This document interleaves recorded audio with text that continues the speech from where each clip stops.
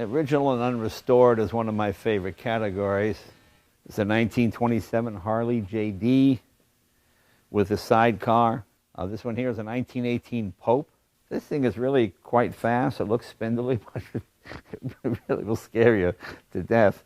This is one of the greatest bikes of all time, the 1931 Indian Scout.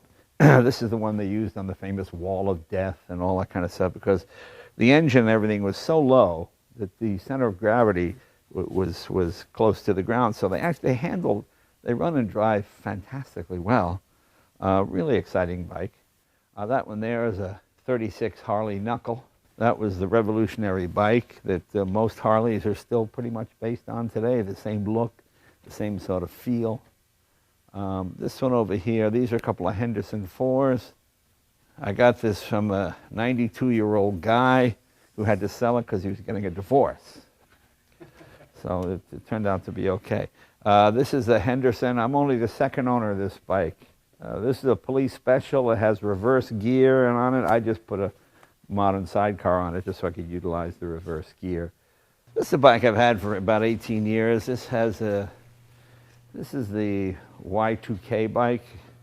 It uses a C-18 Allison jet engine out of a Bell Ranger helicopter, made it to a homemade 2-speed transmission. Just hilarious to drive. 375 horsepower, weighs under 500 pounds. You're so glad when you get off it, you know, you go, thanks. I mean, it's a jet, and it sounds like a jet, and you kind of strafe when you go down the road. It's incredibly smooth, but it has all kinds of power. The trouble with it is you have a 1-second lag at each end. You shut it off, and you're still pulling for a full second, which doesn't sound long, until you shut it off and you realize you're going another 100 feet. So you tend to learn to modulate it, but it's pretty exciting. What's the top speed on something like that? This one's been 237 miles an hour. It would probably go faster, but we didn't think the tires would take it. You didn't want to take a chance. These are all Vincents here, Vincent Black Shadows, Vincent Series A. This is probably the rarest motorcycle of all here. This one here is a Magola, 1922, 5-cylinder radial in the front wheel. This was built when they really hadn't decided that the engine should go in the middle of the frame. This is the answer to a question nobody asked, basically. But they won a lot of races with this. You know, you get in a circle and you crank that throttle open and that wheel just whips around. And when you stop, the engine stops.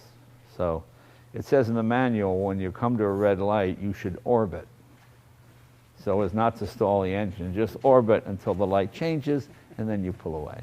A really unusual bike is this one over here. There are two Vincent. That's a Black Knight. That's a Black Prince. That was the first totally enclosed motorcycle. Not a success. Motorcycles tended to be pretty conservative, and why would you cover up that beautiful Black Shadow engine with all that plastic? But again, that was meant for the businessman who wanted to keep his clothes dry while commuting. I don't know how you keep your clothes dry on a motorcycle, but they thought that would.